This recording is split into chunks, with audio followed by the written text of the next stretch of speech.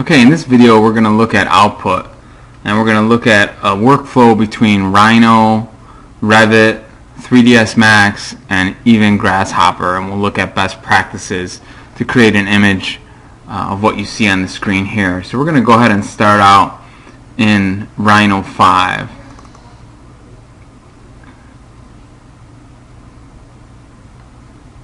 And most important thing here is really to be conscious of your units.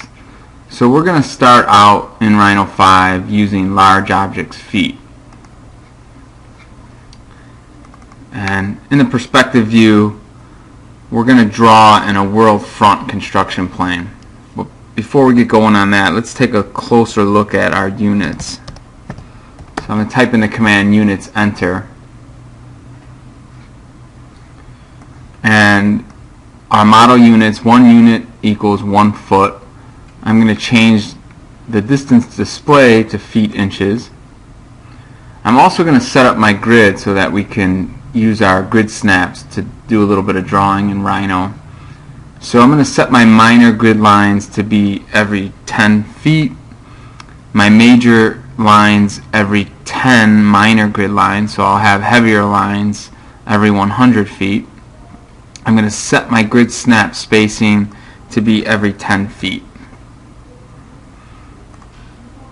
Okay, so now I'm going to type in C-plane, enter, W, enter, F, enter for C-plane world front. And I'm going to zoom out a bit here. And I'm just going to make sure that at the bottom of my screen that my grid snap is on. And I'm going to go ahead and draw a curve. And I'm going to snap a few points along the x-axis origin. 3 actually, and then I'm going to dip down here. And the same thing, I'm going to close this out, snapping along that x-axis. Okay, so I've drawn, it's a relatively large object. It's a relatively large object because this is 100 feet here, and here we have 1, 2, 3, 4, 500 feet in this direction. So I'm going to go ahead and draw now a line, the full length of this, and I'm going to move that line. And to do that, I'm going to go to C-plane, world, top. And I'm just going to go ahead and select it and move it, and I'll move it, say 300 feet in this direction. Use my shift key to keep it ortho. And I'm just going to go ahead and mirror it.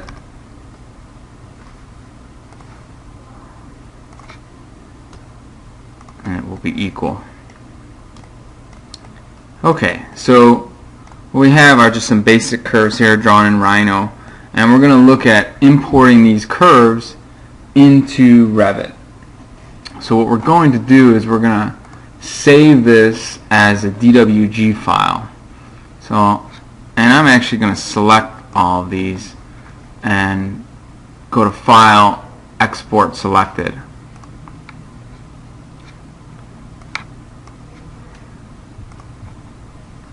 Okay, so I'm going to save this as a DWG file, so AutoCAD, and I'm going to give this a name. So these are my Rhino curves.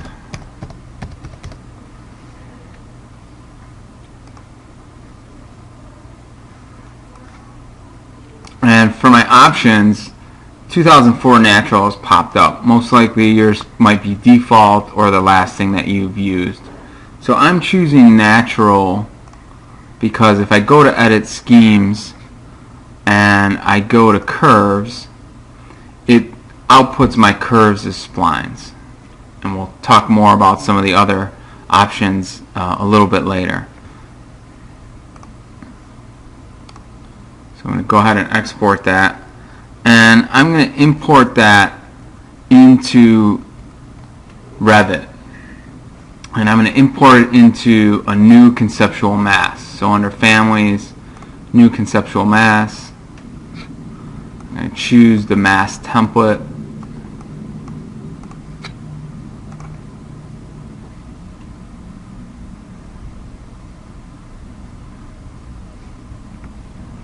Okay, so under the Insert tab, I have Import CAD. I'm going to find my DWG. Now what's important here is that positioning is not center to center, but positioning is origin to origin. So all the software in our workflow today will be from origin to origin. And we'll click Open. And our curves will come in.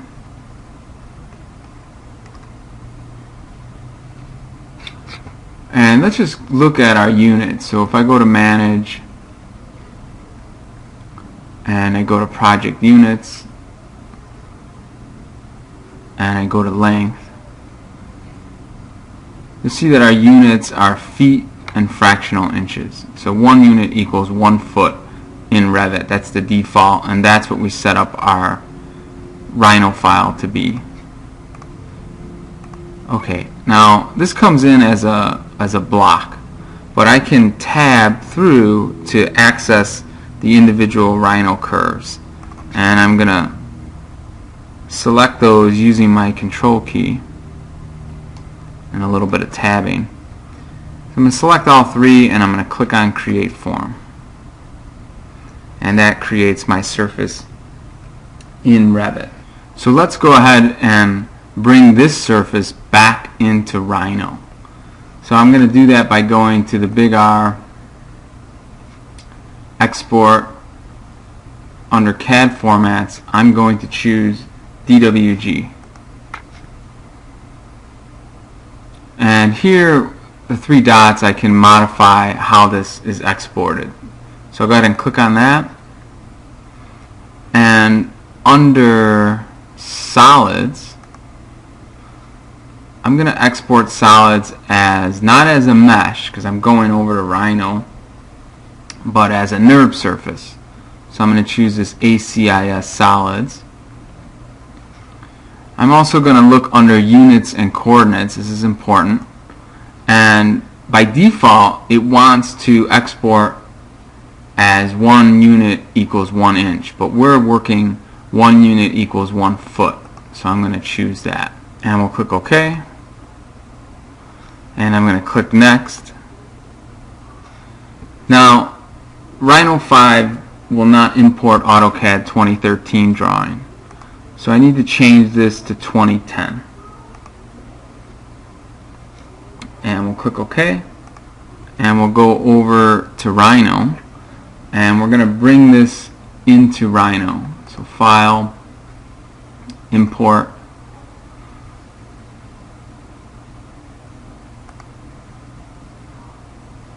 I need to change this to all files so I can see everything. And I'm looking for my DWG from Revit.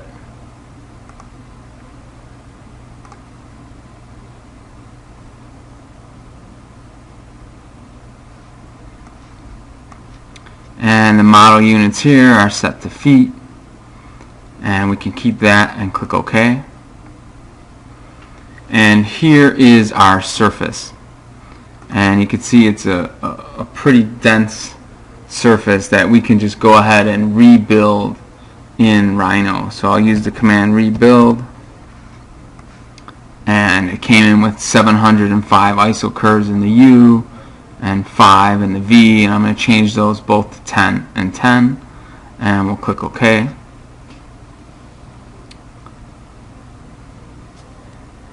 So that was just to show you how to go back and forth between Revit and Rhino, and you can see that this surface comes in well, and if I use the command what, you'll see that it's considered a surface, and it is a NURB surface from Revit, which is nice. Now we're going to go ahead and bring this into 3ds Max. And what we want to do in Rhino is we want to export this as a DWG. So I have that surface selected, and I'm going to File, Export Selected, and I want to name this a little bit better. So this is going to be my Rhino surface.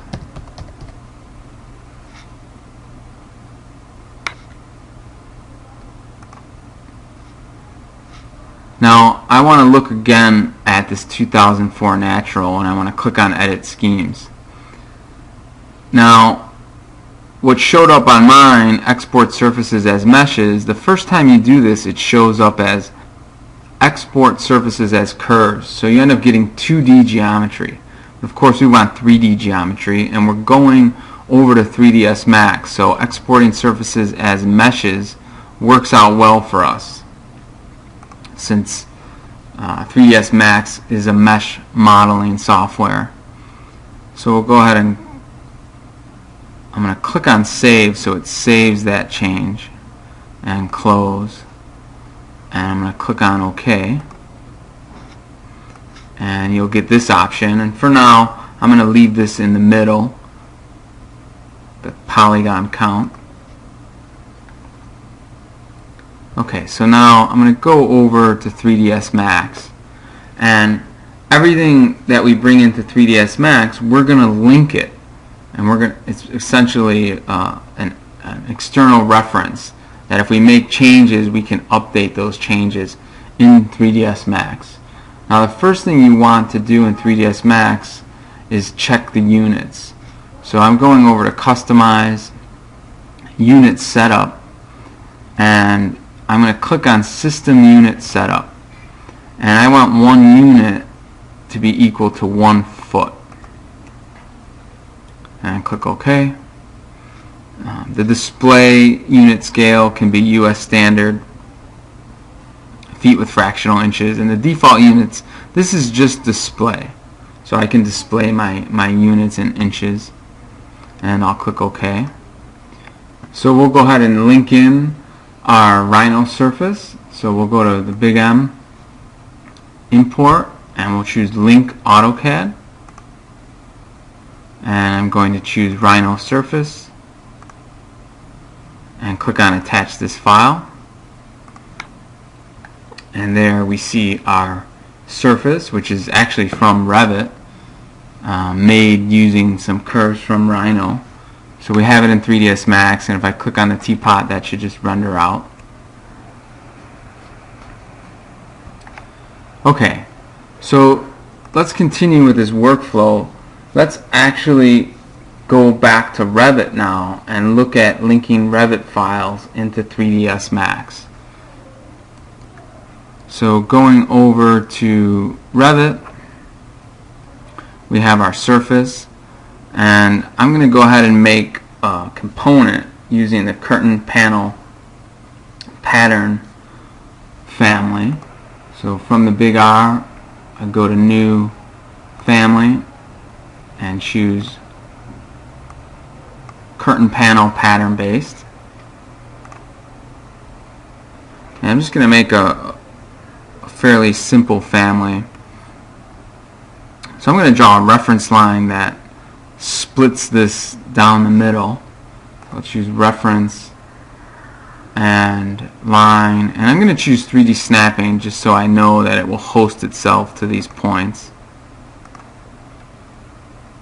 Okay, and I'm going to go ahead and host a point on this line, anywhere on it. Okay, so I just want to make sure that this is working parametrically, meaning that this diagonal line is hosted to this blue grid, and that point is hosted to the diagonal line. So I'm going to click on the grid, and I'm going to change one of the dimensions here. Okay, that's working correctly. Change the other one. Okay, it all seems to be working well. Set this back to the original 10 by 10.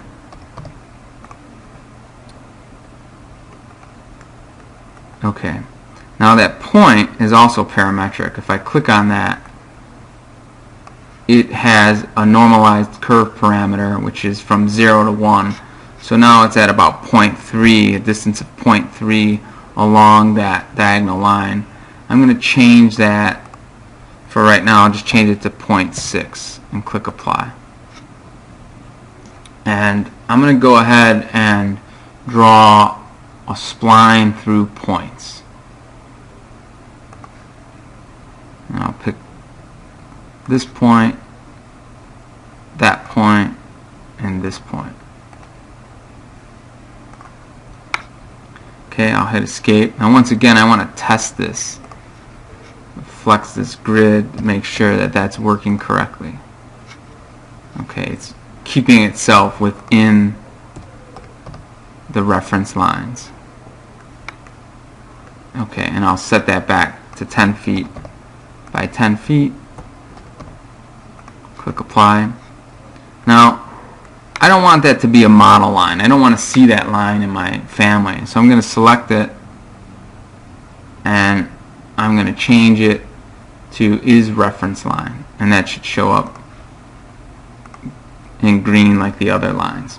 I'm going to go ahead and select that, and I'm going to select this half of the square, and I'm going to click on create form, and I'm going to choose a flat surface.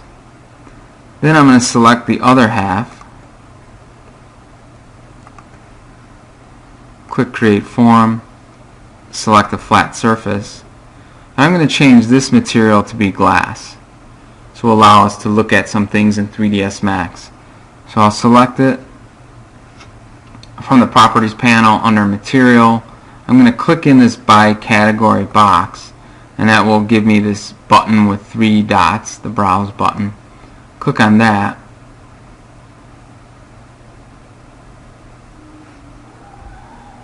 And I'm going to choose the default glass material.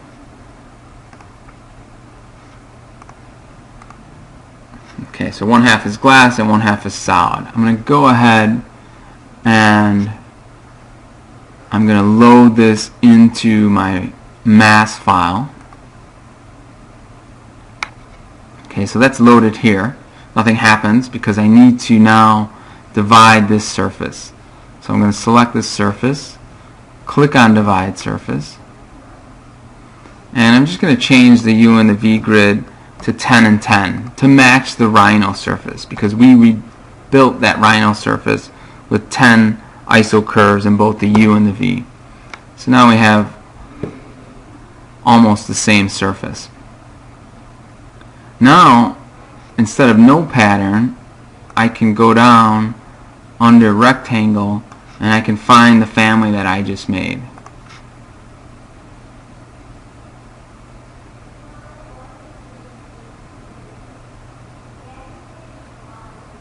Okay, so now that's applied to my surface.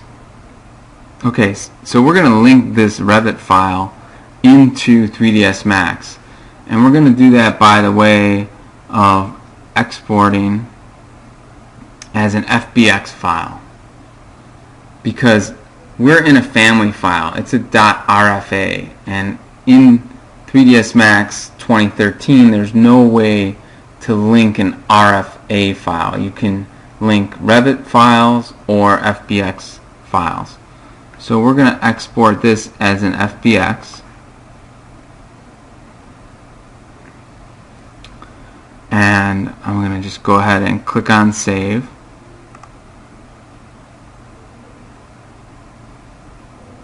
And we're going to go ahead over to 3ds Max now, and I'm going to go to the Big M, import, and I'm going to link Revit, which can either be a Revit file or an FBX.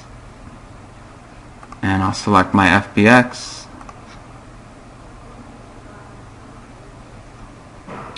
Okay, what's really great here is I have many options to link my Revit file.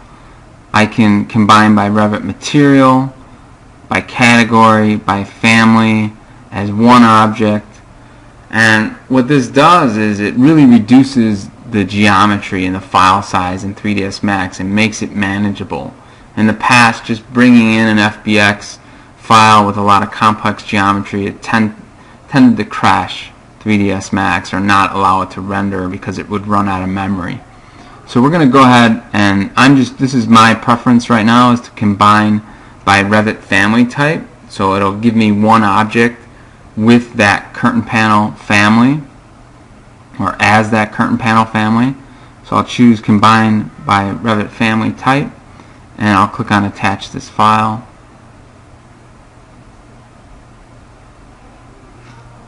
And I'll go ahead and close this. And it brings in with it from Revit, it brings in a daylight, and it brings in the camera, which was the 3D view in Revit. Now if I go ahead and render this out,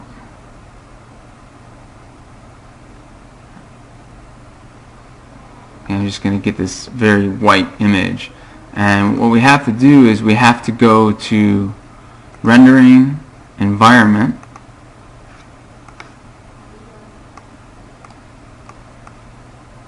and we need to set the exposure control, and we're going to use mental ray photographic exposure control, and we're going to set our exposure value 16 is the darkest. We could take a look at setting this to 14 and see what that looks like. And I'll go ahead and just re-render that.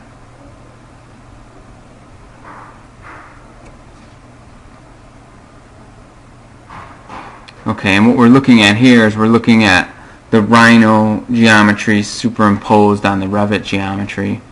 So let's go ahead, and if I go to my select by name,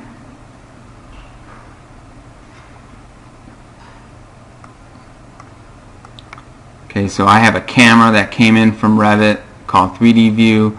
I have a compass that came in from Revit. This is my Revit file that's being linked. This is the geometry from Revit, which just happened to be called Family 2. And this layer A mass is the surface from Revit that was called A mass, but that was brought in by way of Rhino. So this is the object that I can select, which is that blue surface, and I can right click and choose hide selection. And now we're just looking at the geometry from Revit.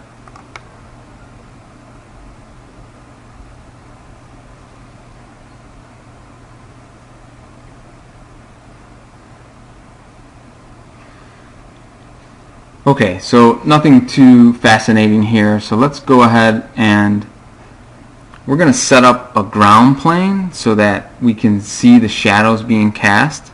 So if I use the shortcut Alt-W, I will minimize the perspective view, and I'm looking at this in a top view. I can go ahead and just create a box that will work as my ground plane. So here in 3ds Max, I'll click on box, I'll zoom out, and I'll go ahead and create a box.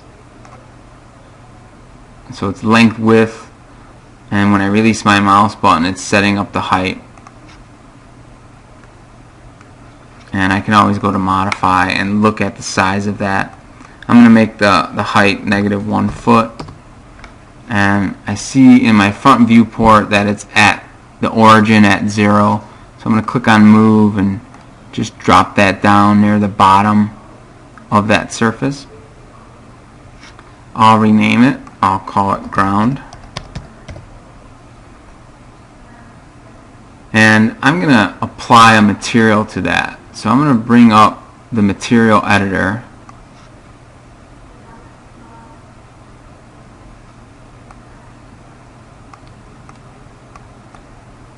And I haven't gotten that friendly yet with the slate material editor, so I'm going to go over to the compact material editor.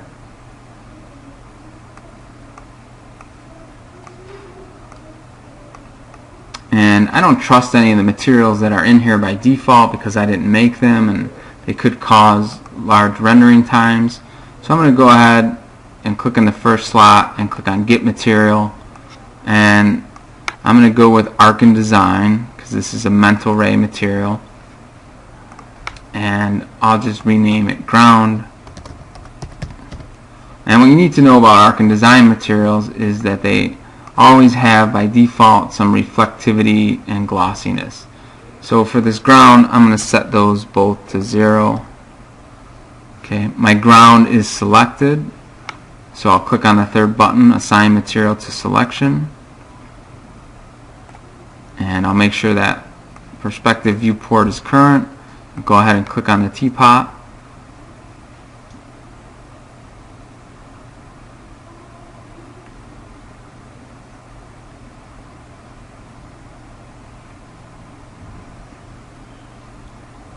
And now we have our shadows being cast.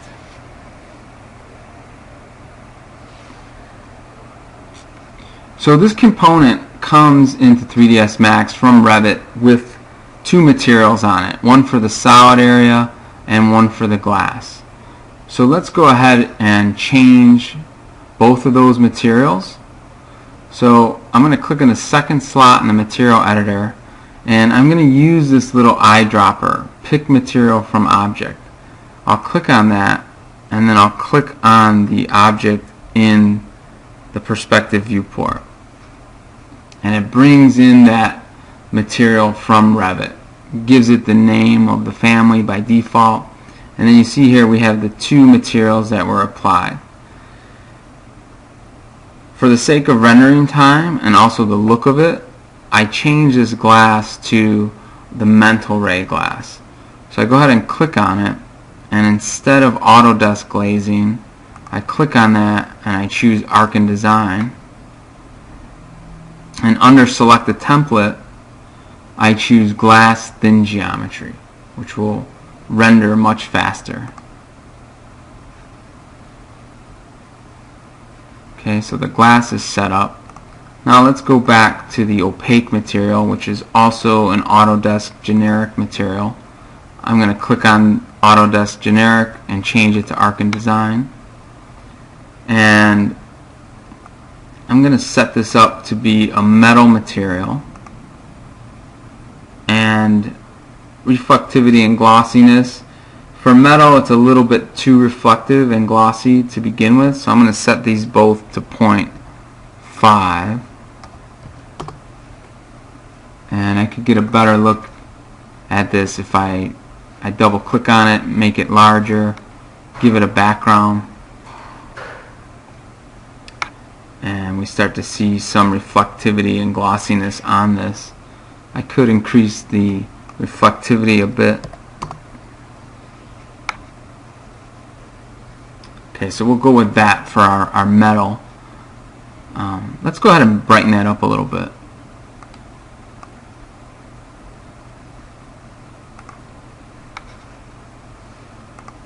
Okay, so this is already applied to our geometry, and if I click on the middle teapot, it brings up my last rendering, and I like to clone this when I make changes so I can compare the changes, put these side by side.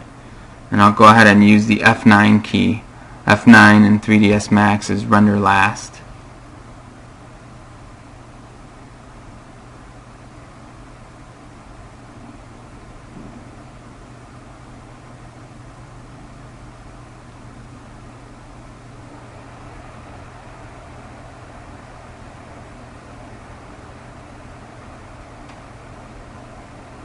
Okay, so we can see the image on the left is better. It has the lighter metal, a little more specular quality to it, and the glass itself has a little less transparency, so we can actually pick that up and also see it in the shadows. Okay, so we've linked files in to 3ds Max, and let's go ahead and see how that can benefit us in terms of workflow. So I'm going to go ahead and close these render windows, and let's make some changes in Revit and see how we can update that in 3ds Max. So I'll go back over to Revit, and I'm going to look at my curtain panel family, and I'm just going to add some thickness to this opaque area. So I'll click on it. It has these little up and down arrows that I can drag to make a 3D extrusion. Okay. I'm I'm going to set that as a parameter because I don't necessarily know how thick I want that to be. So I'm going to take this temporary dimension and click on this and make it permanent. I'm going to select my dimension string and go up to label, add parameter, and this can just be called panel height, and I'll just choose OK. And I'm going to reload that into my mass file by clicking on load into project, and I'll choose overwrite the existing version and its parameter values. Okay, so not much thickness here in the mass file, so I set it up as a parameter so that I could select it, and I can choose edit type and set my panel height. I'm going to try 5 feet. Okay, so that's a little more obvious. So now I want to update this in 3ds Max. So all I need to do is go to the big R, go to export FBX, and I'm just going to overwrite that FBX file.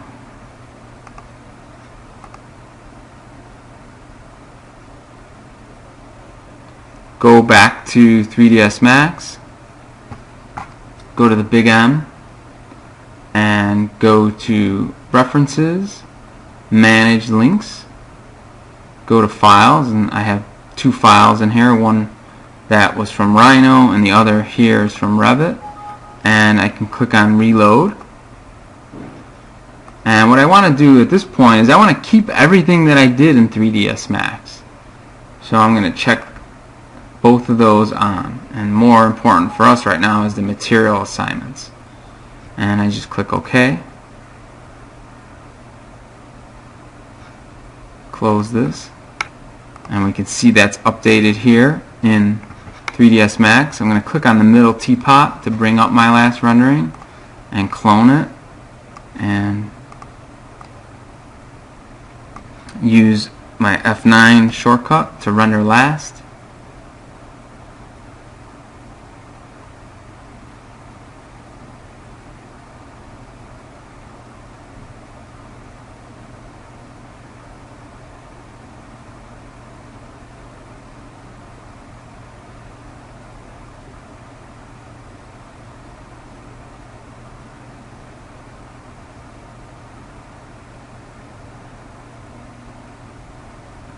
Okay, we see these panels now have a little bit of thickness to them.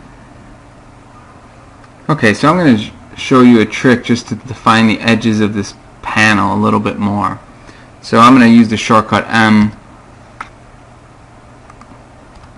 to bring up the material editor, and I can see my material for my panel. I'm going to click on that, and I'm going to scroll down under Special Effects, and I'm going to click on the plus, and I'm going to check on round corners, and the scale of my objects is relatively large, so I'm going to go ahead and I'm going to set this to 5 feet and see what that looks like. And I'll clone my last rendering, and I'll use my F9 shortcut.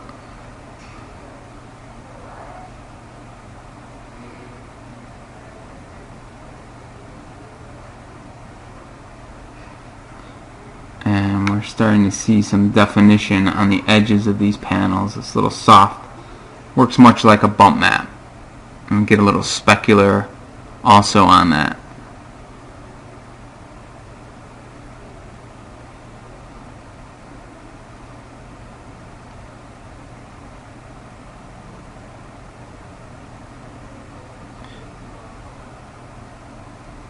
Okay, so this is looking pretty good. Now, I think what this needs is some structural elements, and in terms of our workflow, what we haven't looked at is including Grasshopper into this workflow. So we're going to go ahead and use Grasshopper to make the structural elements. So I'm going to go back over to Rhino, and we're going to bring this surface into Grasshopper. So I'm going to go ahead and load Grasshopper.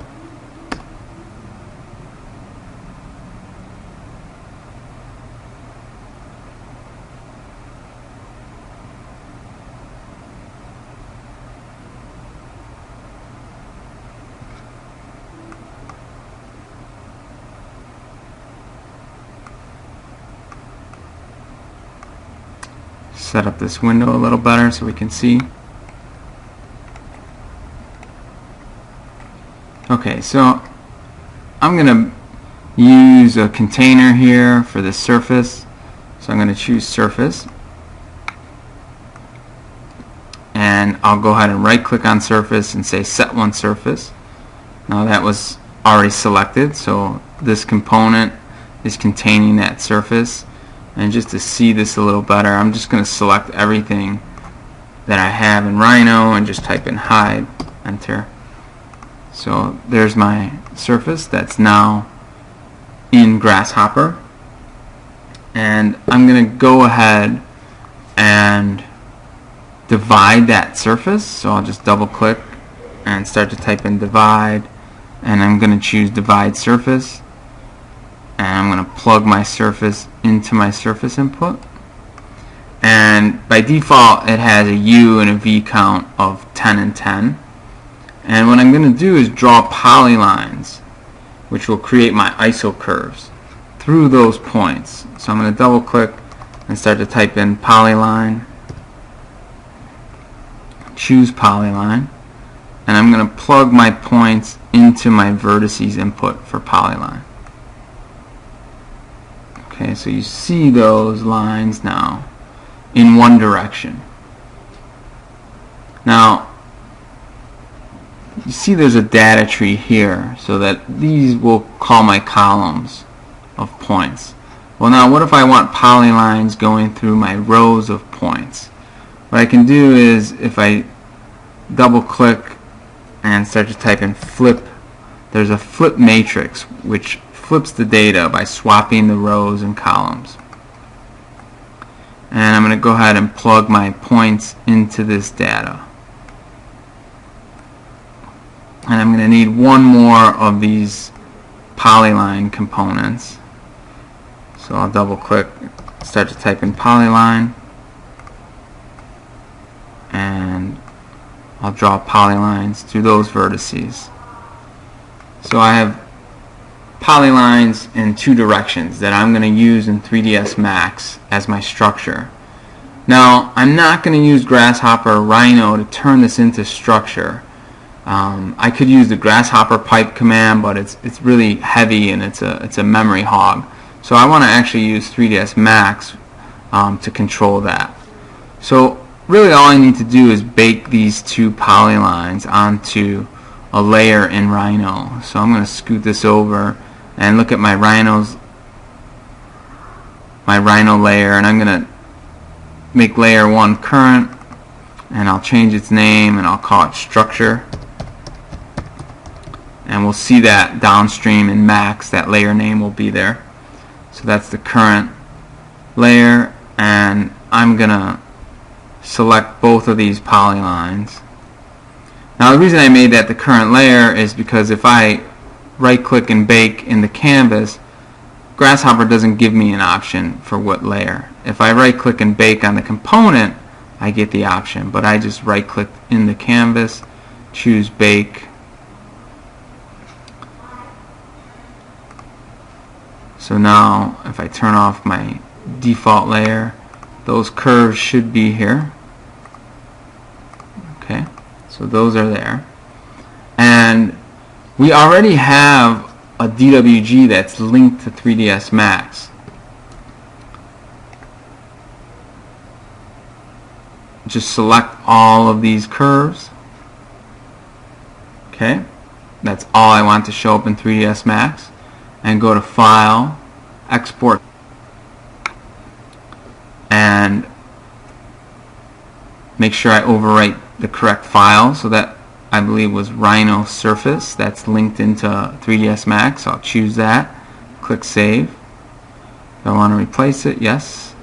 One thing I want to check on, very important, is I'm going to click on Edit Schemes and just make sure that my curves are being output as splines, which they are.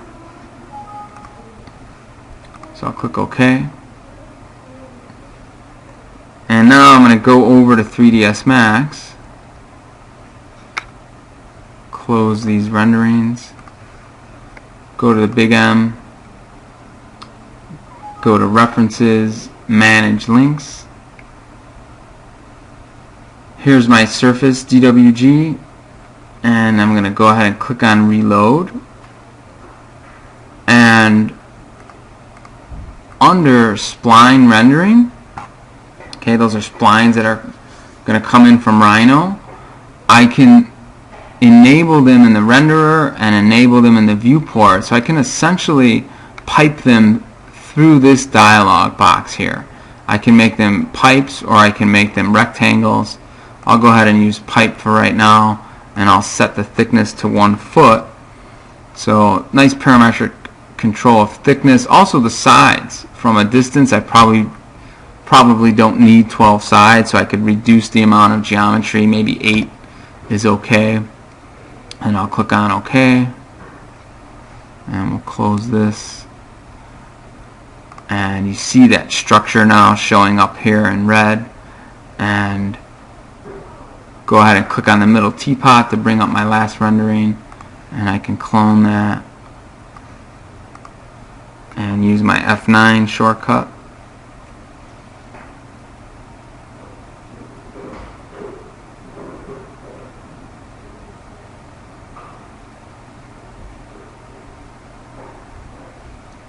So I see that rendering, and it's a little bit thin, so I want to beef that up so I can cancel this rendering.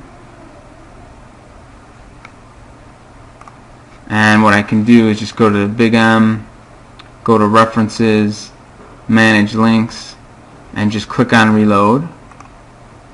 And I can change the thickness to, let's try 3 feet. Click OK. Close this. And F9 to render last.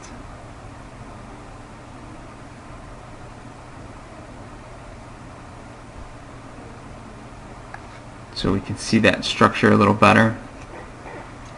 And really the last thing to talk about here in 3ds Max is creating a camera. And I guess there's one other thing, which is talking about output and what pixel count would be good to render this out at. So let's first go ahead and create a camera, and we can do that in a top view by going to Create, Cameras, choose Target, and I'm going to make more of an eye level camera, so I'm going to click here in my lower left and drag out. Now something you need to know is that when you bring in a camera from Revit, it is set up with clipping planes.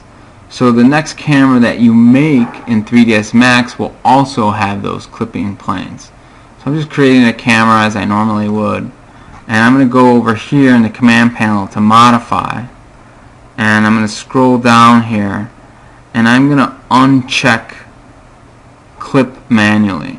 You see, that's this red diagonal line here. And you also see it here in the left viewport.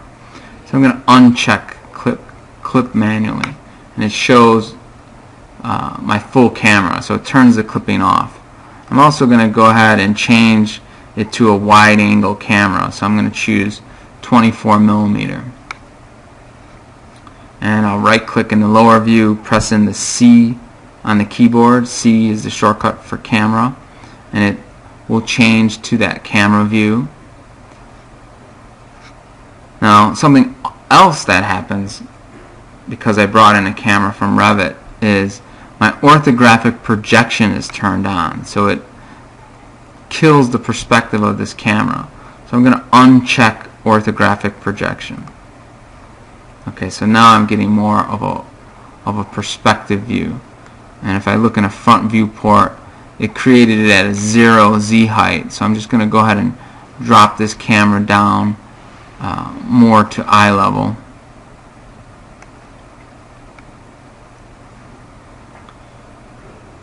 Okay, so let's go ahead and render this out. So I'll use F9, which is render last.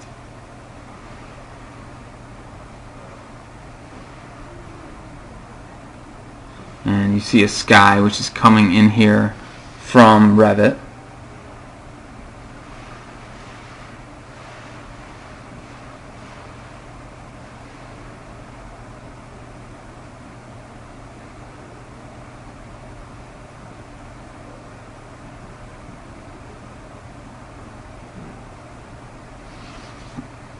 So in terms of output, I want to go ahead and click on my first teapot, which is render setup, and everything seems to be rendering okay here. A lot of times when you're bringing in nerves geometry from Rhino, you want to click on force two-sided. So I'm just going to go ahead and click that so it renders both the front and the back sides of a face. And here under width and height is where I can set my output size, and these are set in pixels. So by default it was pretty low res, 640 by 480 pixel. I'm going to click on my lock to lock the proportions of this to 1.33, and pretty much could get away with 2000 pixels for rendering output. I would say that's the lowest value. If you have faster computer and you have more time, you can start to increase from that. But I would say that would be the lowest pixel output you should go with, is 2000 pixels. And that's going to take a little bit longer to render out. So I'm going to hit the render button here, and that's going to go ahead and render out. And it's actually showing it smaller on my screen right now because of the video that I'm creating is set at a low resolution. But I can zoom into this and see it render. Let's just get to a point where we actually see it rendering out. So right now it's just creating the final gather.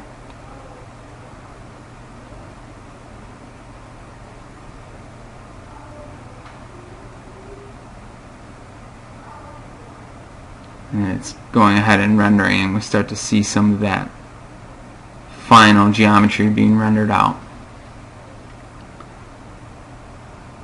So that's it for output from Rhino to Revit to 3ds Max.